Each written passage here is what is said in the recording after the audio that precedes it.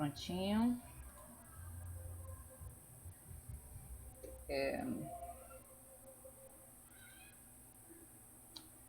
Vamos nessa. Gente, na aula passada a gente começou o 5º capítulo, avançamos... Começou não, né? Continuou o 5º capítulo, avançamos bastante. E nós entramos na economia do modelo. Nós vimos que esse modelo criado por Homer tem três setores. O setor de bens finais, que é de concorrência perfeita, tem várias firmas, um único produto, né, e utiliza 2 insumos para produzir esse produto, que são mão de obra da produção de produtos finais e bens de capital. O setor intermediário, que é um setor monopolista e ele produz bens de capital. A sua função de produção é das mais simples, em que ele utiliza capital bruto, né, o estoque de capital, transforma em bens de capital, e essa transformação se dá graças a um custo fixo que ele despende, que é o custo de comprar um projeto de bens de capital que é feito, né, criado no setor de pesquisa, certo? E aí ele vende esse bem de capital para o setor de bens finais. E a gente parou exatamente no setor de pesquisa, que é o terceiro e último setor desse modelo. Nós vamos agora dar o andamento. Deixa eu colocar aqui a caneta, marca texto. Tá funcionando, beleza. Então vamos nessa. O que são as ideias nesse setor? As ideias são os projetos de bens de capital. Então, toda ideia, quando ela se concretiza em um bem de capital. Ou, desculpe, não em um bem necessariamente, mas em um projeto de bem de capital. Quem detém esse projeto tem as condições para criar um bem de capital. Tá?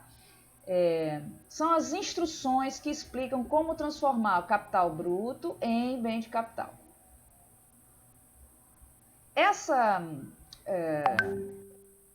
equação de evolução do conhecimento 5.4, nós já conhecemos desde o início desse capítulo, né?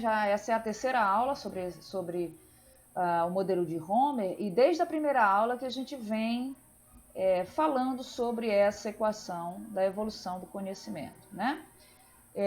Principalmente sobre estes parâmetros de pesquisa, né? Que estão aqui compondo essa equação de evolução do conhecimento, que são o lambda, que é um parâmetro de duplicidade, e o... esqueci essa letra de novo. Não sei se é gama, esqueci. E essa outra letra aqui, grega, que vai dizer se aquele estoque de conhecimento que a gente tem até hoje, se ele tem influência sobre o aumento, né, a evolução das ideias. Se esse parâmetro for positivo, esse estoque de conhecimento vai ajudar a criar novas ideias. Portanto, a gente chama de subir nos ombros de gigantes. Se esse parâmetro for negativo, o estoque de ideias, o estoque de conhecimento que a gente tem iria atrapalhar novas ideias, a criação de novas ideias, porque nesse caso uma explicação é que muita coisa já foi criada, então é difícil criar coisas novas, né? Nesse modelo aqui, seria criar novas máquinas de bens de capital. E se esse parâmetro for zero, é que o estoque de conhecimento não teria influência sobre a evolução das ideias. Empiricamente, nós já conversamos que esse parâmetro aqui ele é positivo, mas ele não é um parâmetro muito grande, ele é menor do que 1. e assim a gente está na situação em que nós vamos subir nos ombros de gigantes, quer dizer, a gente aproveita o conhecimento produzido para criar novas ideias. Se vocês tiverem alguma dúvida, vocês podem perguntar. Vamos lá. Quando esse projeto é feito, o inventor ele tem uma garantia de uso exclusivo para fabricar esse novo bem de capital. Então, ele recebe uma patente. Toda vida que ele cria um projeto de bem de capital, nesse modelo, ele recebe uma patente. Tá? Ele faz o que com essa patente? Bom, ele pode vender a patente para a empresa de bens intermediários, né? Ou ele pode ele mesmo fabricar, se ele tiver condições. Às vezes o pesquisador ele não tem a estrutura necessária para fabricar o bem de capital, né? Então, mas ele pode. Nada contra, quer dizer, o modelo não impede isso. Ele coloca para facilitar que o inventor do bem de capital ele vai vender a patente, vai vender esse projeto, essas instruções para as empresas ou para uma empresa de bens intermediários. E aí, se ele vende a patente, ele recebe a grana e aí ele vai consumir, vai poupar, vai fazer o que quiser com essa receita, né? Que ele vai receber. Da mesma forma que qualquer outro agente na economia. Mas qual seria o preço do projeto? Por quanto ele venderia? Como é que ele precifica esse projeto para vender para essa empresa de bens intermediários? Veja, ele vai vender mais que o projeto, ele vai vender um direito exclusivo de fabricar um novo bem de capital. Tá? E a resposta que a gente acha para descobrir qual é o preço da patente, a gente vai usar de arbitragem.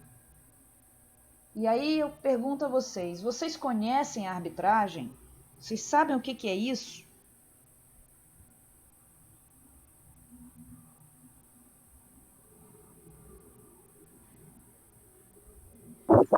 Não, professor. Não, nunca ouviram falar nisso aí? Em finanças se fala bastante em arbitragem. Eu vou dar um exemplo de finanças, mas a gente pode dar o exemplo de mercado de trabalho, enfim. Em finanças, vocês têm vários ativos e você é um investidor e você, como outros zilhares de investidores, vai buscar aquele que te dá um maior retorno com um menor risco, certo? Vamos supor que momentaneamente você descubra uma galinha morta. O que é isso, uma galinha morta? A galinha morta é uma gíria usada no Rio. Como eu morei lá há algum tempo, eu acabei pegando algumas gírias. Não sei se isso é usado aqui no Ceará também, mas eu nunca tinha ouvido falar. A galinha morta é uma oportunidade de ouro. Você não pode perder que tem um investimento que te dá um retorno muito mais alto do que o retorno dos outros produtos financeiros e com um risco menor. Isso que é uma oportunidade. Ora, gente, se a gente tivesse um investimento como esse, o que iria acontecer? Só eu estou sabendo desse investimento novo? Ou todos os outros investidores vão ficar sabendo também? O que vocês acham que vai acontecer? Isso se esse investimento for uma galinha morta, no caso você disse? Acho que todo mundo vai saber, né, não? Todo mundo vai saber, todo mundo. Os investidores, no caso. Todo mundo vai entrar de cara para investir nisso aí. e de alguma forma esse rendimento ou esse retorno vai diminuir, seja porque existe uma procura muito grande e aí o intermediário financeiro vai colocar uma taxa de administração, alguma coisa assim, seja por qualquer outro motivo de balanceamento, de equilíbrio no mercado. A gente não pode ter um investimento que seja bom para todo mundo ao mesmo tempo. Não existe isso, porque aí todo mundo vai querer e aí vai desbalancear o mercado. De alguma forma, você precisa de equilíbrio. Então, esse equilíbrio é a arbitragem. É o momento em que você tem algo que te dá muita vantagem e que todo mundo corre para obter essa vantagem, os preços se modificam para que, como muita gente está procurando, o preço se eleva e acaba o teu retorno ficando mais diminuto, né? Vai caindo o retorno e as coisas vão se equilibrando. No longo prazo, a gente não teria nenhum investimento que daria maior retorno com menor risco, diferentemente de outro investimento qualquer. Então, os investimentos eles se equilibram no longo prazo em termos de risco e retorno. E isso que a gente chama de arbitragem. A arbitragem é a contrabalança desse desequilíbrio momentâneo, em que no final do período, ou no longo prazo, as coisas voltam a se equilibrar de tal forma que o retorno esperado desse investimento seja igual ao retorno esperado dos outros investimentos como um todo. Ok? Isso que é arbitragem no mundo das finanças. Se a gente for... Daqui a pouco eu vou falar desse exemplo de arbitragem, mas eu vou antecipar um pouquinho porque ele é mais fácil do que o preço da patente. Se a gente for pensar no mercado de trabalho, imagina a gente está na atualidade com uma procura por mão de obra ligada à TI, certo? Então você tem uma procura muito alta por parte das empresas de mão de obra ligada à TI e, obviamente, pouca oferta dessa mão de obra qualificada. O que acontece com o preço? O preço que é o salário dessas pessoas. O preço sobe, certo?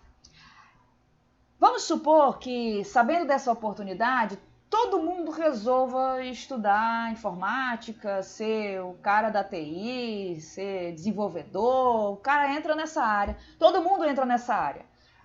Aí o que vai acontecer no longo prazo? No longo prazo você tem um aumento da oferta desse tipo de mão de obra, consequentemente mais gente, as empresas não têm tanta dificuldade de escolher, e aí acaba que o salário, que era muito alto, vai caindo porque você aumentou a quantidade de oferta nesse setor. Esse equilíbrio, quer dizer, o cara entrou para essa área para tentar uma arbitragem, para tentar obter uma vantagem, mas no longo prazo a gente não ganha essa vantagem porque você vai ver essa oportunidade, mas muitas outras pessoas vão ver essa oportunidade, vão correr atrás e os preços acabam se equilibrando. Essa é a ideia de arbitragem, tá? Como é que a gente acha o preço da patente por arbitragem? Por arbitragem a gente diz o seguinte, que o valor presente, né? O valor descontado, né? O valor presente descontado dos lucros que seriam auferidos pela empresa de bens intermediários é que vão ser iguais ao preço da patente. Então, no fundo, só um instantinho, que agora vai entrar alguém.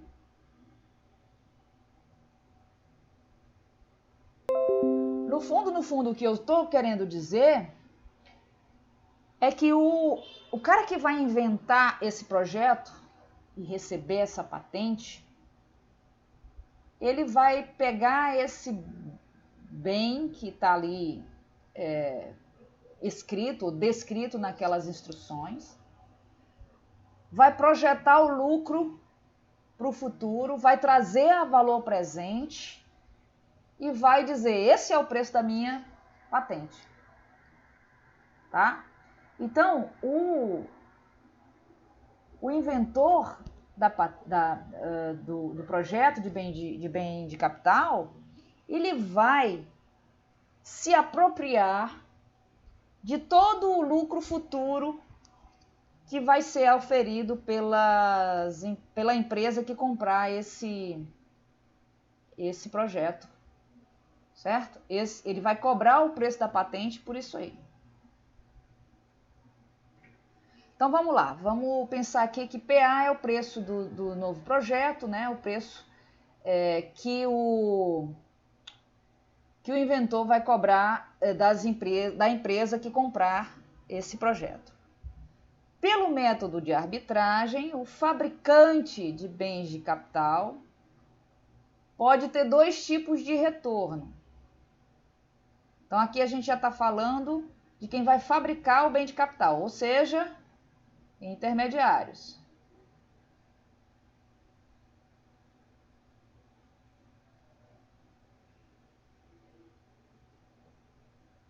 Que palavra grande, intermediários. Pronto. Quais são os retornos para esse fabricante? Está dizendo aqui que são dois tipos. O primeiro tipo é o seguinte, ele pode pegar o valor equivalente ao preço do novo projeto, que é o preço cobrado pelo inventor, e ao invés de comprar o projeto, ele pode pegar esse dinheiro e aplicar no banco e ganhar juros nessa transação, não pode? Pode. Ele pode pegar o dinheiro é dele, ele pode fazer isso, certo? É uma maneira de obter retorno.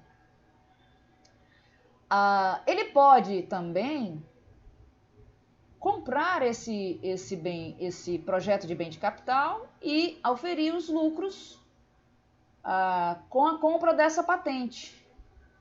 Como a patente já está de posse dele, no futuro ele pode também vender a patente, como se fosse um mercado de segunda mão de patente, né? Ele comprou a patente, produziu, se ele quiser vender, ele pode vender a patente para qualquer outra pessoa.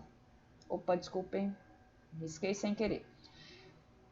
A venda da patente pode trazer lucro ou não com a variação do preço. Então, quando ele comprou o preço da patente é 1, essa patente ela pode variar o preço ao longo do tempo, certo? Se, quando ele for vender, a patente estiver valorizada, ele vai obter lucro. Se quando ele for vender, a patente não tiver valendo menos, ele vai entubar um prejuízo se ele quiser vender aquela patente. Ele sempre pode ficar com a patente em mãos. Então, cabe a ele essa decisão, tá?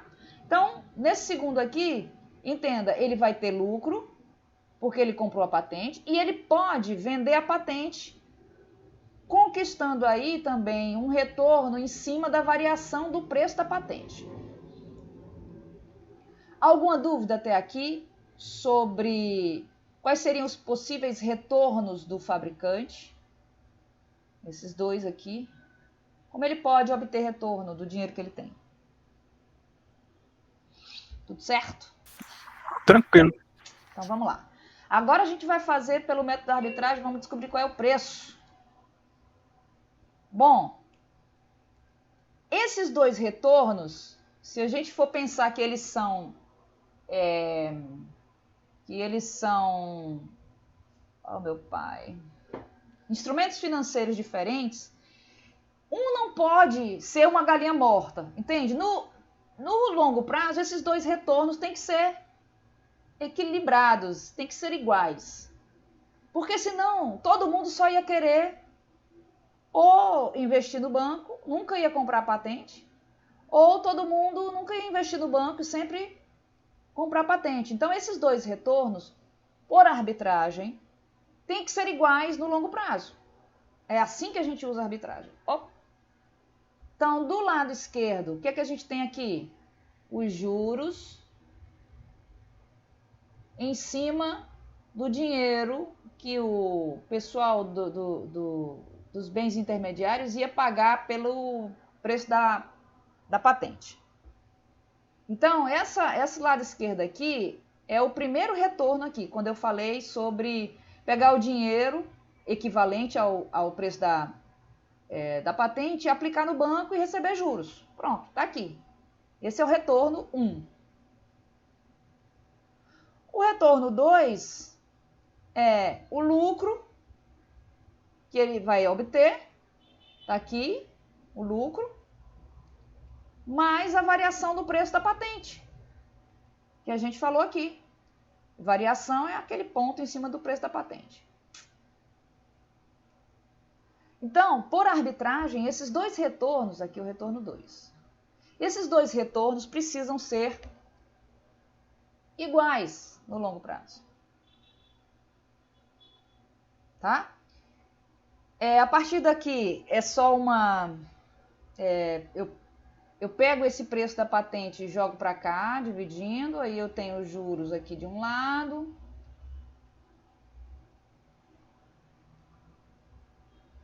E aí, ao longo... Por que está sendo aqui? Ó? Isso aqui está em negrito, não é por acaso. Então, é sempre pensando no longo prazo, quando a gente estiver numa trajetória de equilíbrio balanceado. Tá? Então, numa trajetória de equilíbrio balanceado, a taxa de juros vai ser constante. Se a taxa de juros é constante,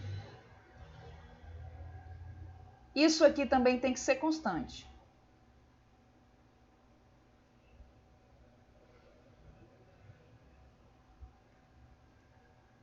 Vocês entendem? Isso aqui é uma taxa de crescimento do preço da patente. A taxa de crescimento do preço da patente. Se a taxa de juros no equilíbrio balanceado é uma constante, essa divisão aqui vai ser uma constante. Se essa divisão aqui vai ser uma constante, significa que esse numerador está crescendo a uma mesma taxa que este denominador. Vou repetir. Muita atenção. Se essa taxa de juros é constante no longo prazo, então no longo prazo é porque essa divisão aqui também é constante. Se essa divisão é constante, isso aqui varia, o numerador varia, o denominador varia, mas o numerador dividido pelo denominador não varia. É porque esse de cima está crescendo a uma mesma taxa que o de baixo, para que essa divisão não fique flutuando, ela fique constante. E digo mais, essa taxa vai ser igual à taxa de crescimento populacional neta. Demonstração, meio ponto. Quem chegar até essa demonstração. Vocês entenderam qual é o meio ponto aqui, que está em jogo? Eu quero que vocês mostrem que π e o preço da patente crescem a taxa neta.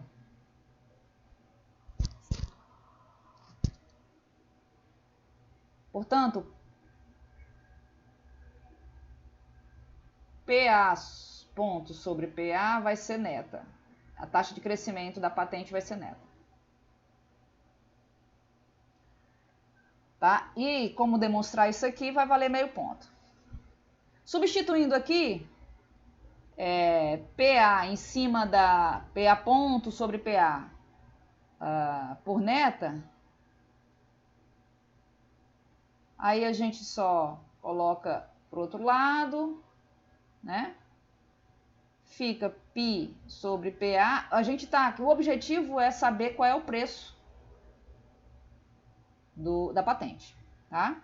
Então, R menos neta, aí, tá aqui fica fácil, você tem 1 sobre PA igual a R menos neta dividido por π.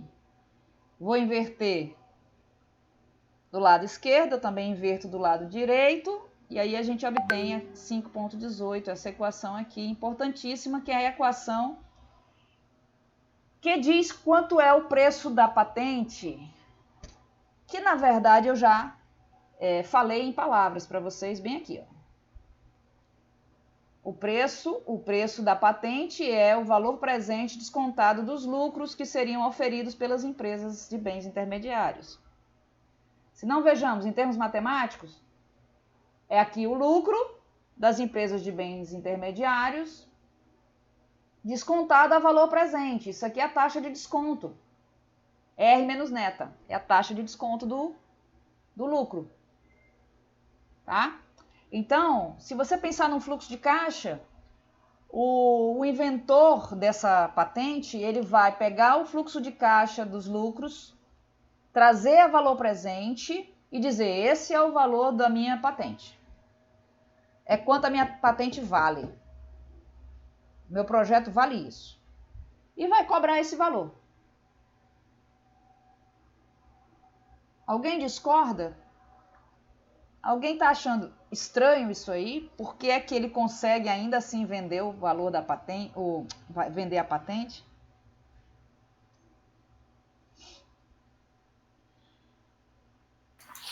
Discordo não, professor. É mais tranquilo não discordar, né? Qualquer preço menor, qualquer preço de patente menor ou igual a esse valor aqui de arbitragem, né?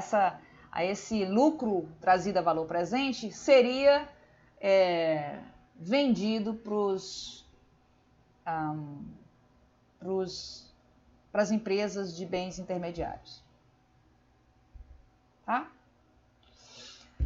Bom, aí a gente vai... Qualquer valor igual ou menor? O preço, se o preço tiver menor ou igual a isso aqui, todo mundo vai querer comprar.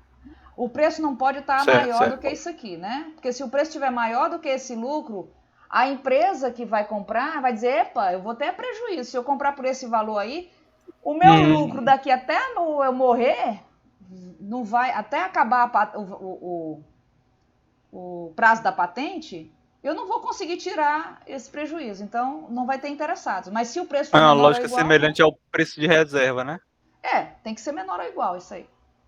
Porque senão o cara vai ter prejuízo e não vai ter interesse, né? De comprar. Sim, justo. Então vamos para a solução do modelo. Nós já vimos como é que cada setor funciona e como é que eles conversam entre si, né? Eles são todos interligados. É uma maravilha, quem criou isso aqui é um gênio. Mas ainda falta solucionar uma parte do modelo. Então vamos a ela. A função de produção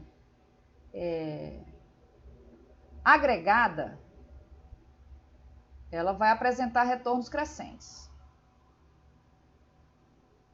Tá? Se a gente pensar que as ideias, para cada inventor, ele não acha que contribui para modificar essa ideia, então para cada inventor, para cada pessoa individualmente, aquela ideia que ele está produzindo e está aumentando o conhecimento, aquilo não está...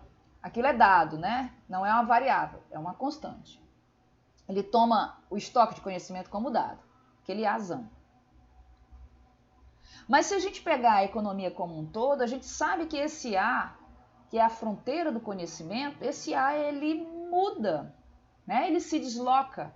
Ele deixa de ser uma constante e quando a gente considera as ideias como um todo, agregadamente, aí a função de produção, que depende de K, L e A, passa a ter retornos crescentes. Ok? Com retornos crescentes, a gente sabe que não dá mais para tratar o modelo por concorrência perfeita. Pelo menos nesse modelo não, né? Porque o capítulo 6 e o capítulo 8 ainda vem aí. Tenham calma. Então, esse retorno crescente da função de produção agregada vai exigir, vai demandar que em algum momento a gente tenha concorrência imperfeita. essa concorrência imperfeita vai aparecer no setor de bens intermediários, porque a gente sabe que eles são monopolistas, né? E a gente sabe que eles vão vender o bem de capital a um preço superior ao custo marginal. Tá? A gente sabe também que todo esse lucro captado pelas empresas de bens intermediários, todo esse lucro vai ser, vamos dizer, abocanhado pelos inventores. Porque eles vão cobrar, isso vai ser um custo fixo para os intermediários, né? O que eles vão pagar de royalty pela patente, que eles vão pagar pela patente para os inventores, é exatamente a projeção de lucro futuro deles. Então, quem, na verdade, fica com o naco do lucro são os inventores, né?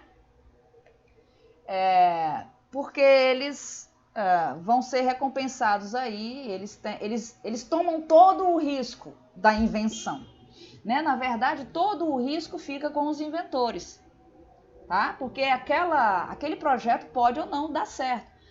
Aquilo que ele investiu, o seu tempo, os seus recursos humanos para descobrir, aquele projeto que ele inventou, ele tem um risco enorme. Então, isso não é falado diretamente no modelo, mas é por isso que ele abocanha. O que faz o setor intermediário? Ele compra um troço já esquematizado, né? O projeto já está feito. O que ele vai fazer é só pegar capital bruto e transformar em bem de capital. Tá? Então, todo mundo recebe o seu naco de acordo com os seus riscos. Embora o custo marginal no setor de bens intermediários o preço seja superior ao custo marginal, né? A gente sabe que esse market share ele é abocanhado, na verdade, pelos inventores. Então, todos os setores recebem o seu naco e, portanto, a gente diz que não há lucros econômicos no modelo. Todas as rendas vão, de alguma forma, compensar o insumo. Então, qual é a renda do A? São 3 insumos, A, K e L, né? Qual é a renda do A?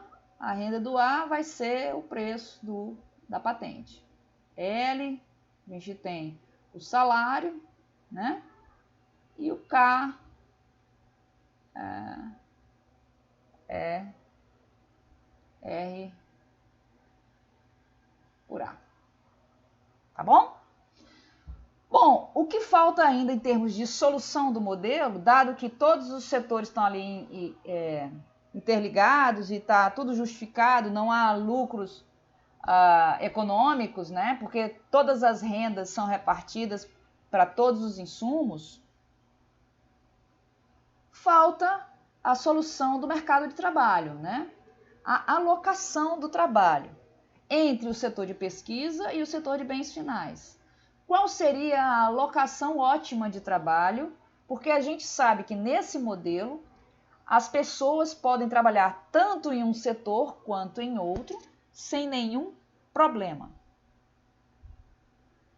Certo? Sem nenhum problema. Bom, como elas são indiferentes a trabalhar entre os dois setores, a gente vai tentar resolver essa alocação no mercado de trabalho via arbitragem também. Então, vamos lá.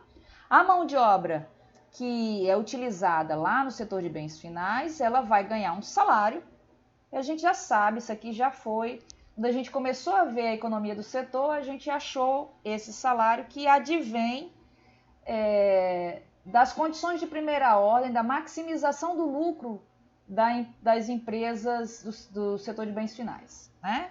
Quem não se lembra tem que ir lá dar uma olhadinha nessa equação 5.12. Tá? Então, o salário que é pago no setor de bens finais é esse aqui, que é o salário que maximiza o lucro destas empresas do setor de bens finais. Os pesquisadores, eles recebem um salário também, está aqui, a gente vai chamar de WR, né? Qual vai ser o salário dos pesquisadores? É a produtividade deles, que a gente chamou de delta barra, vezes o preço da patente. Tá? Para cada pesquisador, e aqui entra a questão das externalidades, para cada pesquisador individualmente, a sua produtividade é dada. Né? Ele não está muito ligado nesses dois parâmetros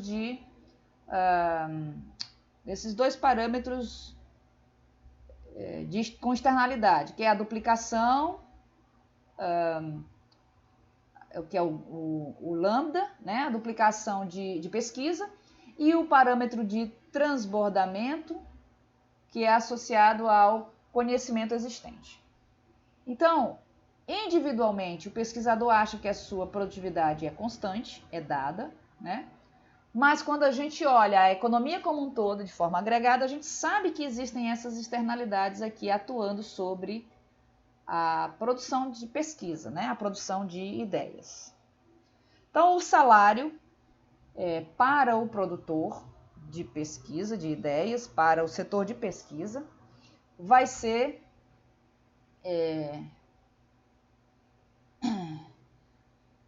a sua produtividade marginal vezes o preço do seu produto. Né? O salário vai ser a produtividade marginal vezes o preço.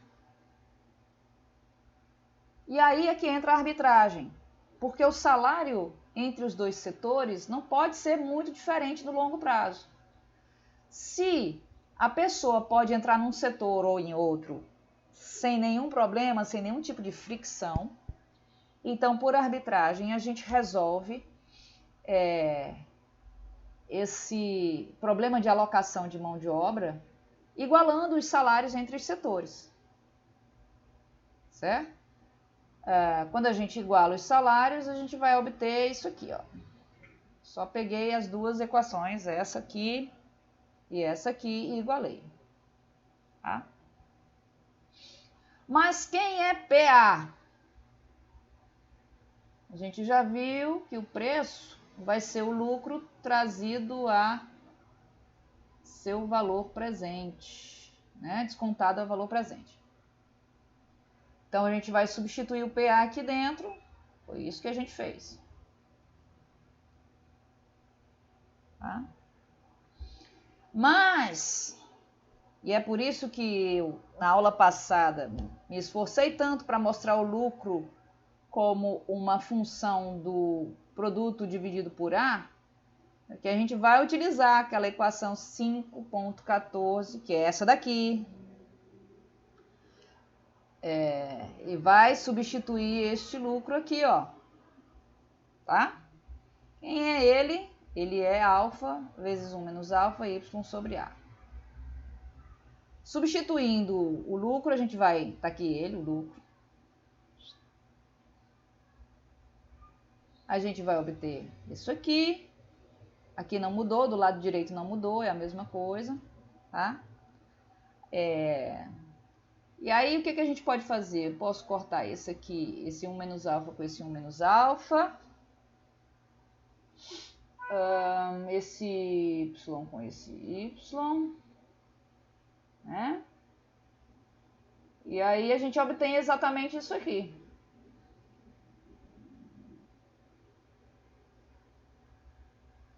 Tá? Pausa. Vamos fazer uma pausa nisso aqui. E vamos lá para a primeira equação que a gente viu. A 5.2. A primeira equação que a gente viu nesse modelo. Ou a segunda, né, no caso. Em que a evolução do conhecimento depende da produtividade do pesquisador vezes o tanto de pesquisadores que tem na economia. Tá? Se divide por A de um lado e do outro, a gente vai ter do lado esquerdo a taxa de crescimento do conhecimento, né? O progresso tecnológico, que é o G. Então aí a gente vai ter G igual a delta barra LA dividido por A, que é essa partezinha aqui, certo? Passo esse LA para cá dividindo, delta barra sobre A igual a G dividido por LA, que é isso aqui. Pronto. Aí agora, ó, delta barra sobre LA, tá bem aqui, ó, delta barra sobre LA. Eu vou botar G dividido por LA aqui. Isso tudo é para tentar fazer com que nessa expressão apareça tanto a mão de obra empregada no setor de pesquisa, quanto a mão de obra empregada no setor de bens finais. Afinal de contas, a gente está tentando solucionar o mercado de trabalho, né? Nesse modelo. Tá?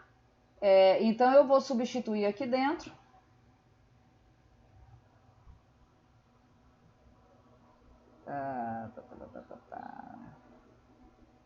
Vamos para uma rápida. Vamos nessa. Alfa R menos neta, delta barra sobre A, isso vai ser igual a 1 sobre LY. Sendo que a gente viu da equação 5.2 que delta barra sobre A vai ser a taxa de crescimento do progresso tecnológico dividido por LA. E aí a gente vai substituir isso aqui e aqui dentro. Vamos ter aqui alfa R menos neta vezes G dividido por LA. Isso vai ser igual a 1 sobre LY. Se eu jogar o LA para cá, a gente vai ter a relação entre as duas mãos de obra. Mãos de obra.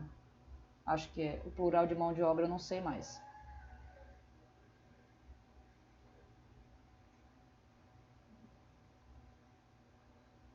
Delta, o G fica, né? LA dividido por LY. Quem é LA?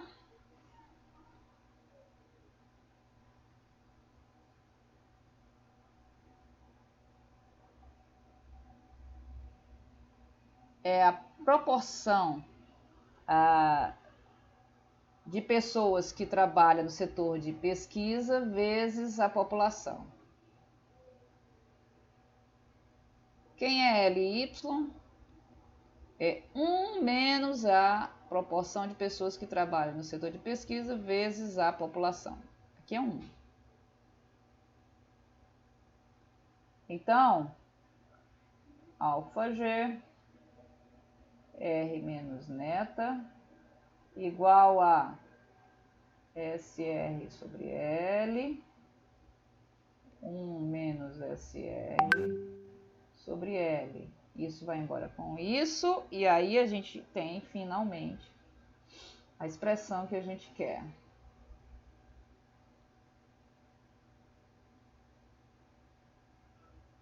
SR 1 menos SR.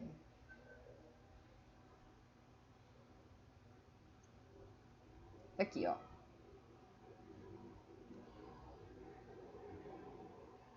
Tá?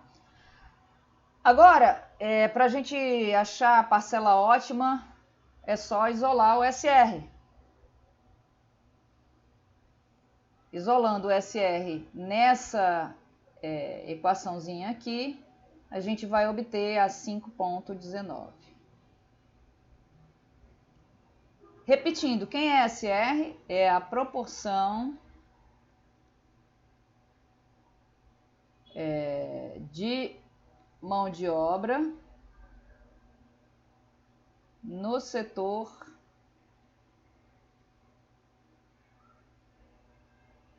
de pesquisa. Tá? Essa aqui é a solução para o setor para alocação do mercado de trabalho como um todo. Porque uma vez que a gente determina qual é a quantidade ótima da proporção de pessoas no setor de pesquisa, automaticamente a gente está determinando qual é a quantidade ótima de proporção de pessoas no setor de bens finais. Né? Então a gente só tem uma incógnita aí e a gente achou essa incógnita em função dos parâmetros do modelo. No longo prazo, a proporção de pessoas trabalhando na pesquisa, ela depende desses parâmetros aqui. Agora a gente vai entender como é que é essa relação desses parâmetros com a quantidade de gente no setor de pesquisa. A quantidade ótima, né? Então, o que a gente pode dizer dessa equação 5.19 é que quanto mais rápido você tiver crescimento econômico, quanto maior o G, maior vai ser a proporção de pessoas que vai trabalhar em pesquisa. Certo? O G está aqui no denominador. Se o G aumenta, isso aqui tudo diminui. Se isso aqui tudo diminui e está no denominador, é porque isso aqui vai aumentar. Quem tem dúvida e quer saber isso aqui, quanto é que é esse aumento, é só fazer a derivada de S em relação a G. Certo?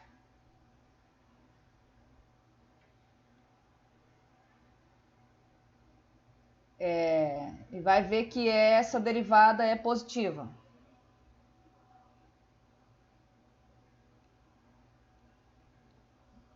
Não consigo escrever, peraí.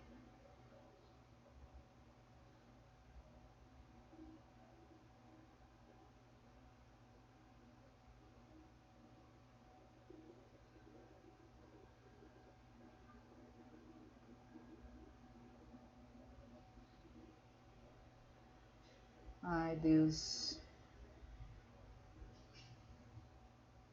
Em relação a G.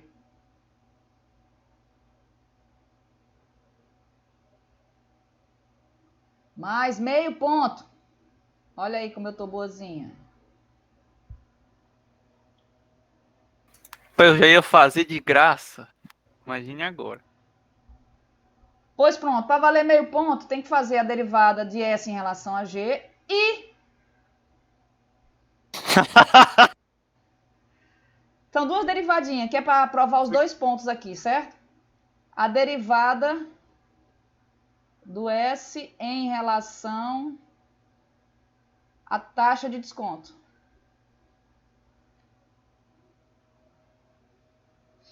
Porque quanto maior for a taxa de desconto,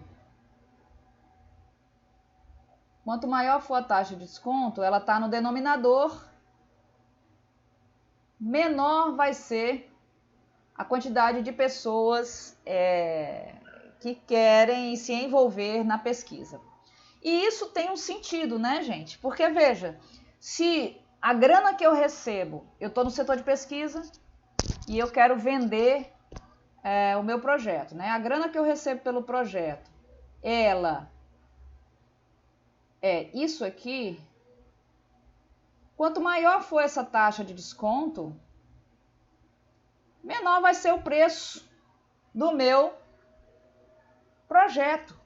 Quanto menor o preço do meu projeto, menor o meu salário. Menos gente está interessada em trabalhar com pesquisa. Né? Faz sentido. Então, essa derivada aqui, vocês têm que mostrar que vai ser negativa.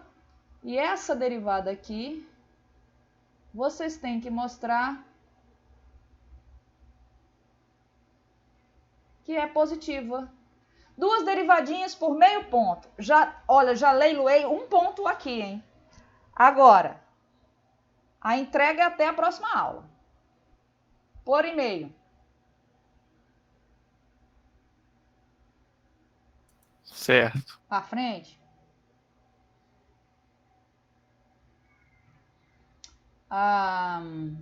O retorno do capital nessa economia vai ser R igual a alfa 2, YK. Isso aqui eu acho que a gente já chegou a esse retorno, né? Quando eu fui falar do setor de bens intermediários, né? Que é quem recebe esse retorno aqui.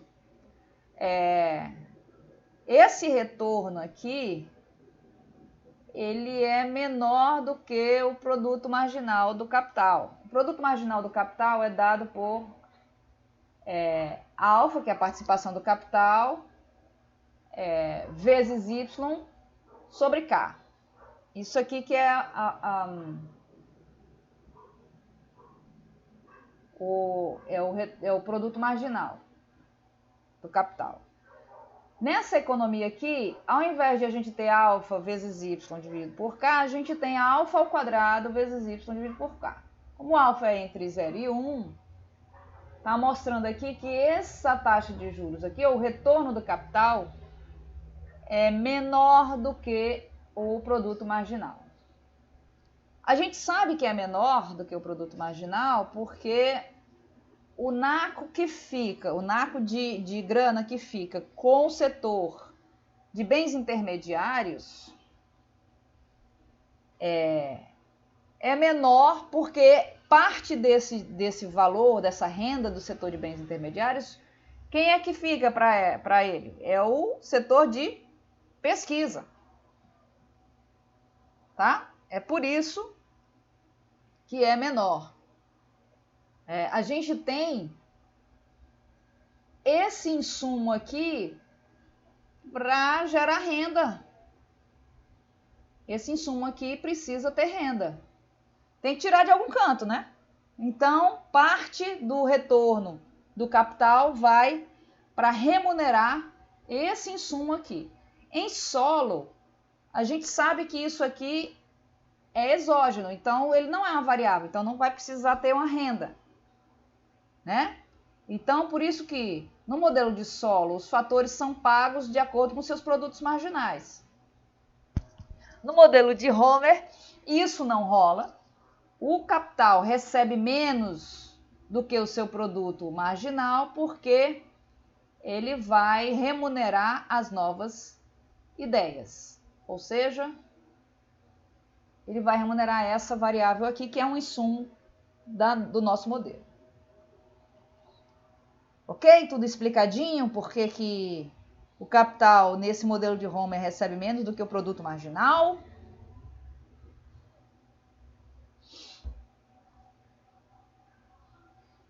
Tranquilo. Maravilha! Vamos para pesquisa e desenvolvimento ótima. P&D ótima.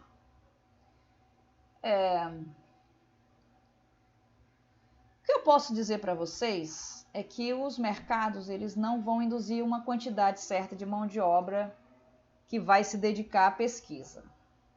É aquele SR.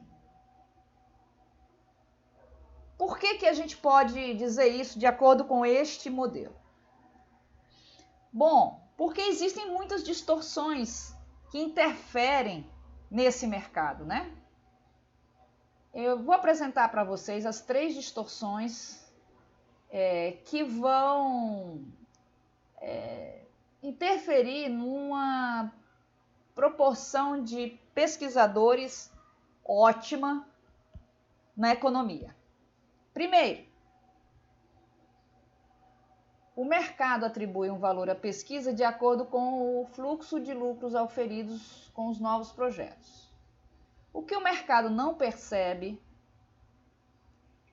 é que esse novo projeto ou essa nova invenção vai afetar a produtividade da pesquisa no futuro. Nós já falamos sobre isso, né? Como ele não percebe isso, então a gente vai ter um problema aqui de falta de mercado. Está faltando um mercado para completar. Os mercados não estão completos. Portanto, aqui eu disse só afetar. Eu não disse afetar positivamente ou afetar negativamente, né?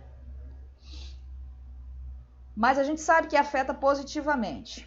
Então, os pesquisadores, eles estão contribuindo hoje, e o que eles fazem de novo hoje vai servir para aumentar a pesquisa ou aumentar a produtividade da pesquisa amanhã.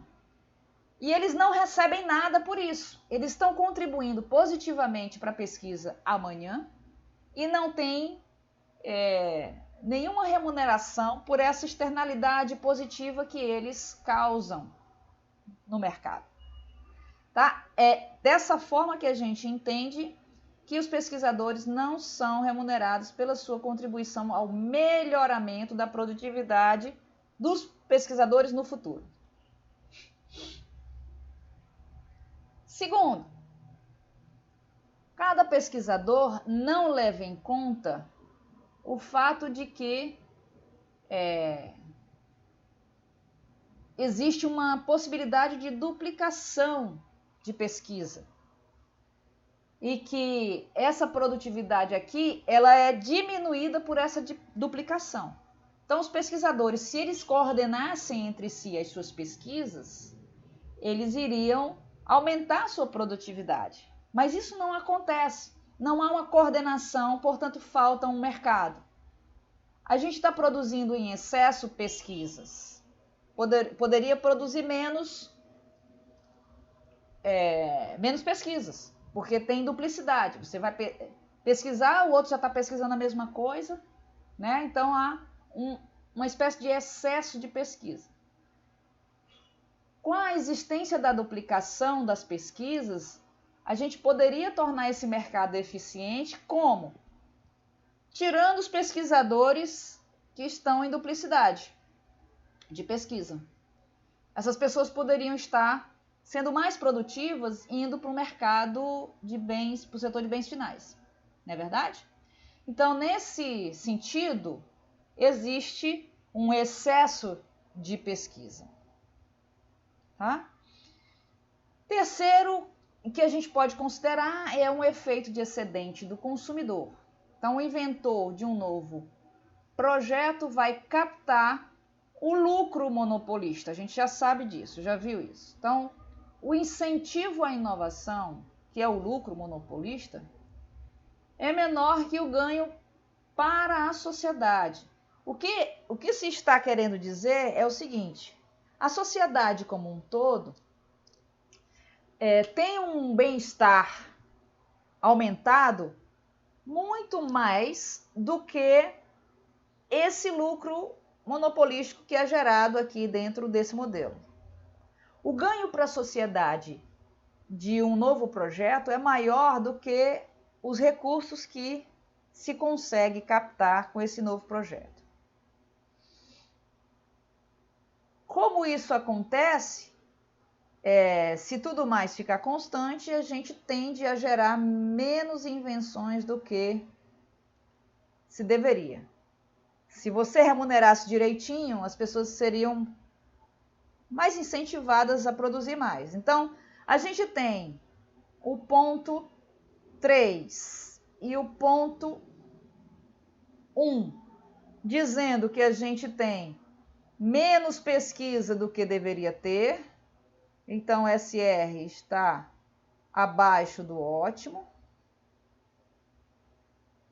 E a gente tem o ponto 2, dizendo que a gente tem mais pesquisa do que a gente deveria ter, dizendo que o SR está acima do ótimo. De toda forma, a proporção de pessoas trabalhando no setor de pesquisa só seria o ótimo por uma confluência dos astros, uma coincidência muito grande, porque nós temos 3 distorções no mercado. Então, dificilmente essa quantidade de mão de obra vai ser a socialmente ótima, digamos assim. Vai ser Pareto ótimo. Uau! terminamos o capítulo 5 e eu terminei com um pouco mais de 1 hora de aula. Sabem o que isso significa? Não. Vai começar o outro? É óbvio. É uma máquina, eu não paro. Vamos lá. Vamos ver se eu acho aqui.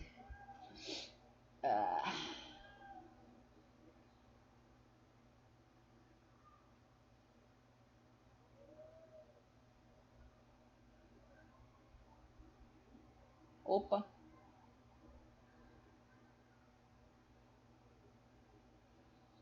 Os capítulos 6 e 8, que são os capítulos que faltam agora, são pequenos. Não menos complexos, mas são pequenos, porque muita coisa do que a gente já viu no capítulo 5, nos seus pormenores, a gente vai rever aqui no capítulo 6 muito por cima, muito rapidamente. Muita coisa vai ser usada aqui no capítulo 6, tá bom? Capítulo 6 fala de um modelo simples do crescimento. Simples, pero não útil, né? O que a gente vai tratar nesse capítulo é a maneira como... Opa, peraí, deixa eu...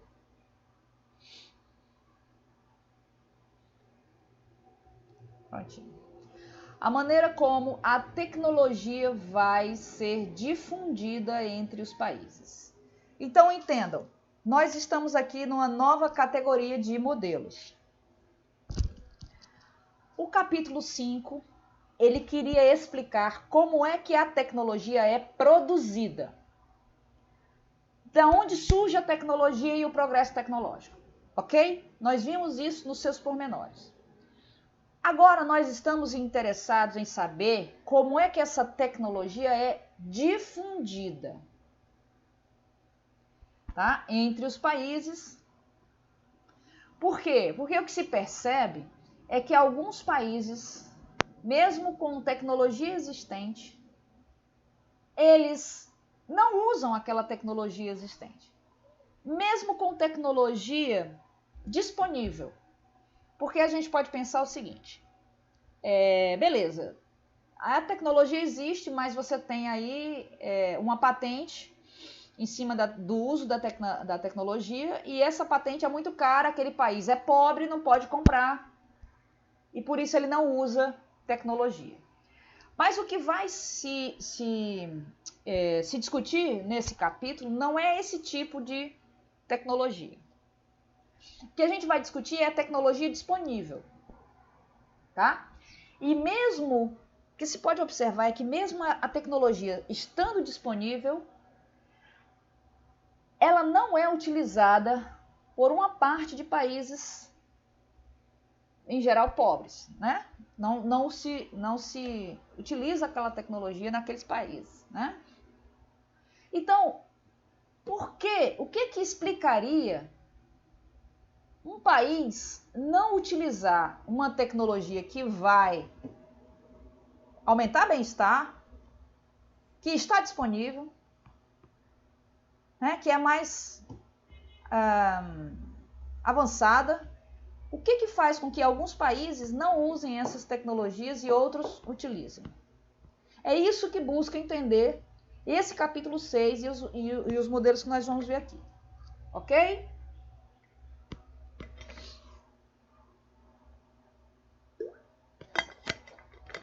Bom, vamos lá. O nariz está entupindo, a garganta está falhando, mas a gente tem mais uma meia horinha de aula, tá bom? Mais uma meia horinha e eu deixo vocês livres, leves e soltos. Lembrando que a entrega do trabalho é até amanhã e amanhã vai até meia-noite, certo? Então, não tardem. Às 4 aqui. Pode deixar.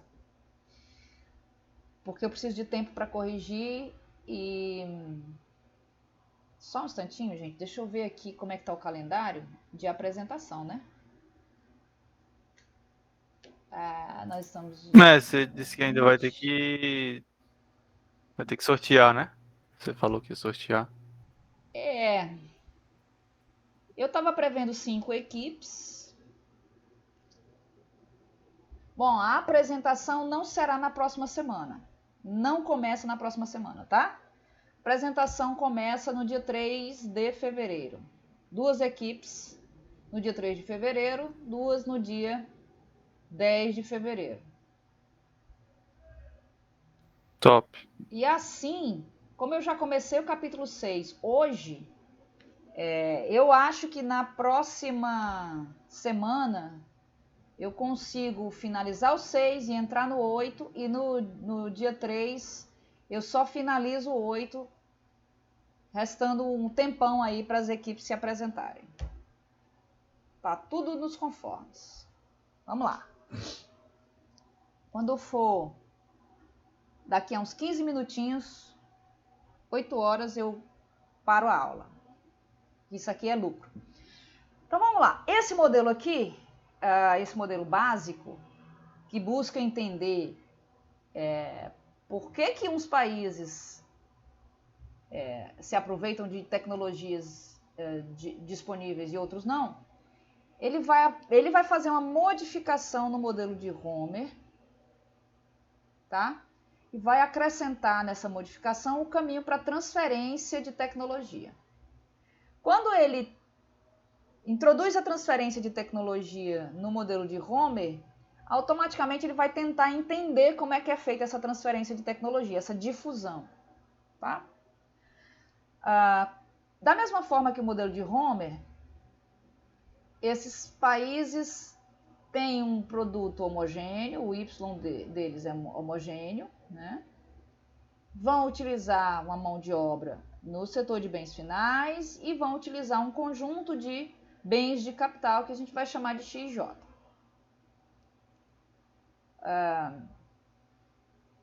O número de bens de capital que os trabalhadores vão poder utilizar, ele depende do seu nível de qualificação. Eis aqui a modificação desse modelo em relação ao de Homer. Ele é tudo igual, à exceção disso aqui, ó. Ó o topo aqui da integral. Como era no modelo de Homer? Quem se lembra?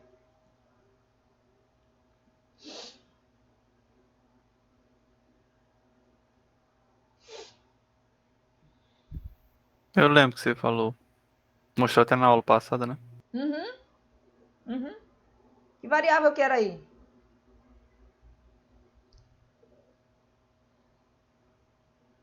A variável deixa eu lembrar aqui. Agora você me pegou. Vou ter que pescar no PowerPoint. Eu respondo para vocês. Era a nossa fronteira do conhecimento. No modelo de Homer,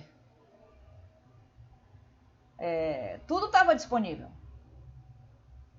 Então, os bens utilizados em uma determinada economia, esses bens de capital iam de zero até a fronteira tecnológica, certo? Aí esse modelo ele diz o seguinte, olha, um bem de capital que está na fronteira tecnológica é algo que nem todo mundo consegue manipular, que nem todo mundo consegue usar. Então, isso depende do nível de qualificação da mão de obra. Se você tiver um país cuja mão de obra não é tão qualificada, não adianta você disponibilizar aquele bem que está na fronteira, aquele bem de capital que está na fronteira, porque o cara só consegue ir até onde ele é qualificado. E se a qualificação for menor ou estiver abaixo, o nível de qualificação estiver abaixo da fronteira tecnológica, né, no nível de conhecimento de fronteira tecnológica, esse bem aqui, na verdade, embora esteja disponível em tese, para aquela economia cuja mão de obra não é tão qualificada, esse bem não estará disponível. Certo? Então, com essa modificação aqui, nessa função de produção, ele vai colocar um limite para o uso desse bem de capital. Tá? Um trabalhador altamente qualificado, quer dizer, trabalhador que tenha um H muito alto, ele vai poder usar muito mais bens de capital do que um trabalhador pouco qualificado. Tá? Essa é a diferença desse modelo. Vamos supor aqui, esse modelo ele é apropriado para países pequenos, tá? Vamos imaginar um país pequeno, um país que não seja uma potência. Não vamos imaginar os Estados Unidos, não vamos imaginar uma China da vida, nenhum país que seja uma potência, tá? País pequeno. Vamos imaginar que esse país esteja afastado da fronteira do conhecimento, da fronteira tecnológica. Vamos pegar um país como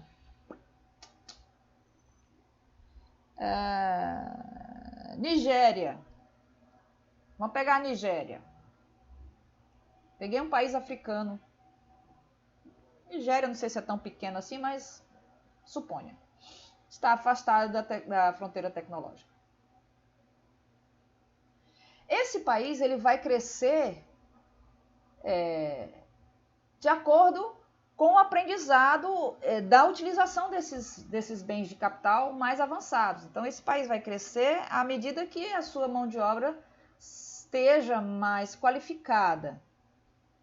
Tá? Então, uma unidade de qualquer bem de capital intermediário, que é aquele X, ela também vai ser produzida com uma unidade de capital bruto. Então, a estrutura desse modelo é semelhante à estrutura do modelo de Homer. Ele possui também um setor de bens intermediários, da mesma forma que Homer, ele possui um setor de bens finais, tudo igual, certo? Tudo igual.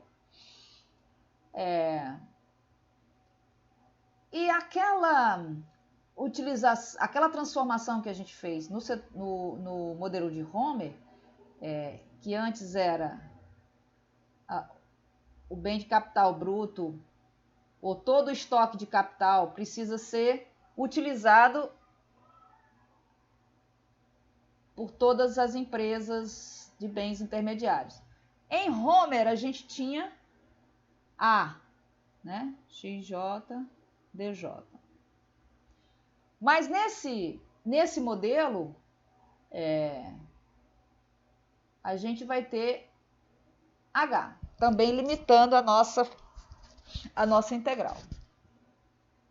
Tá? A gente vai usar o estoque de capital para transformar esse capital bruto em bens de capital, em capital intermediário.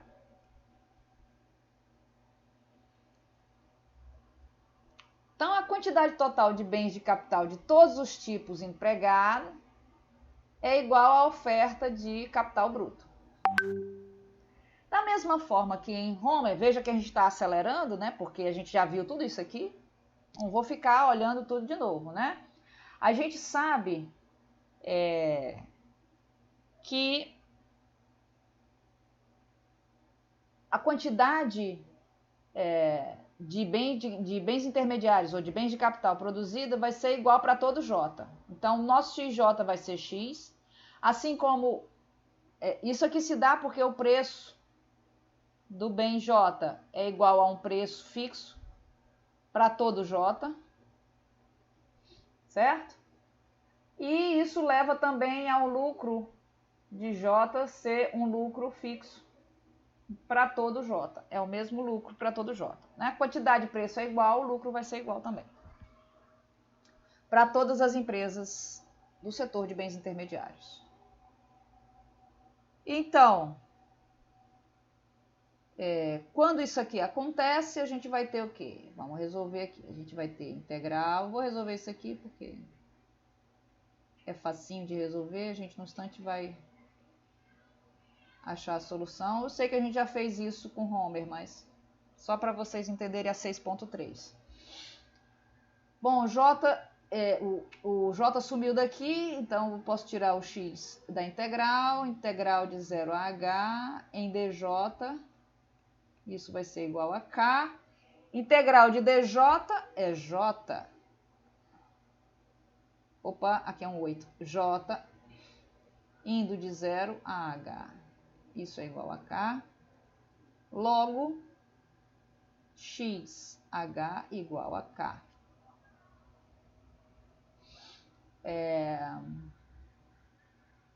Esse é o resultado da 6.2.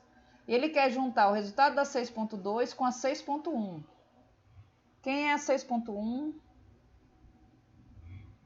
É isso aqui. Vamos resolver a 6.1 também, pessoal. L 1 menos alfa, integral de 0 a H de xj elevado a alfa dj. É isso. Como o x é um x, o xj é igual a x, a gente vai ter vezes x elevado a alfa, integral de 0 a h de dj. Ou seja, y é igual a h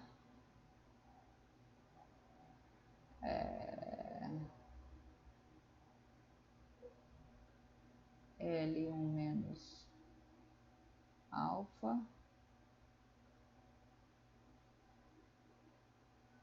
tá certo isso aqui? X elevado a alfa.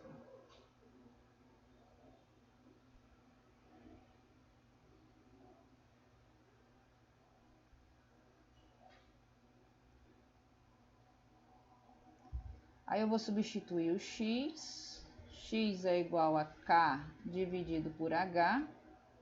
Eu jogo o x aqui dentro, então a gente vai ter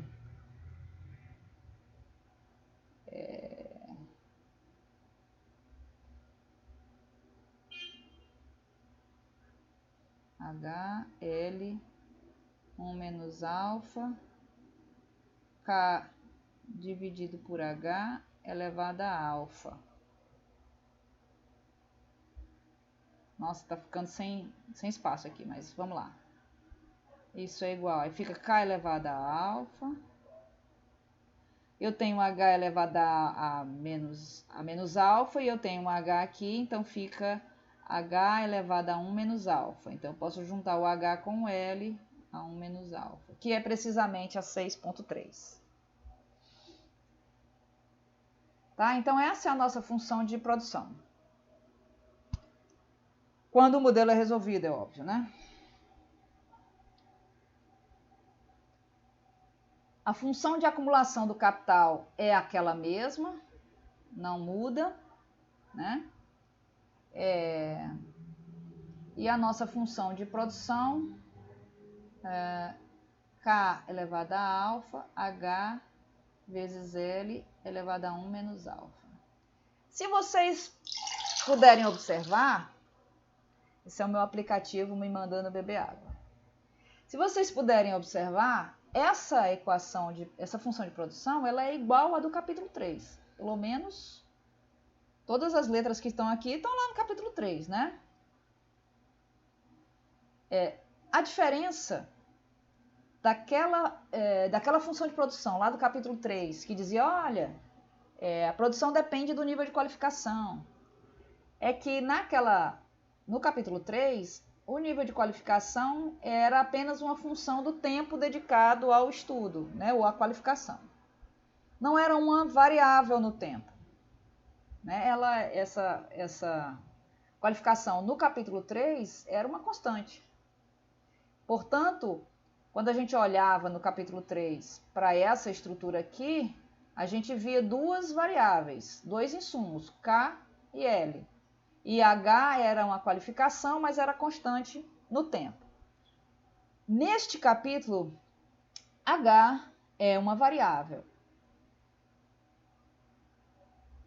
Tá? H é uma variável. A qualificação é o conjunto de bens intermediários que o trabalhador aprendeu a utilizar. É a qualificação que o trabalhador tem para usar aquele bem de capital.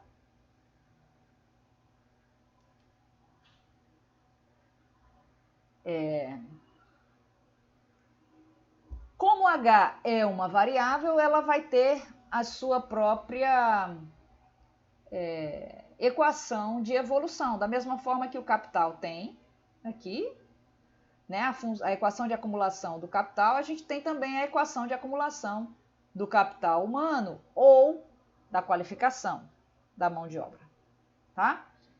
Então, eu vou falar um pouquinho mais dessa equação na próxima aula, eu vou partir daqui, desse slide, certo? Vamos parar a aula aqui, são 8 horas, vou terminar mais cedo um pouquinho.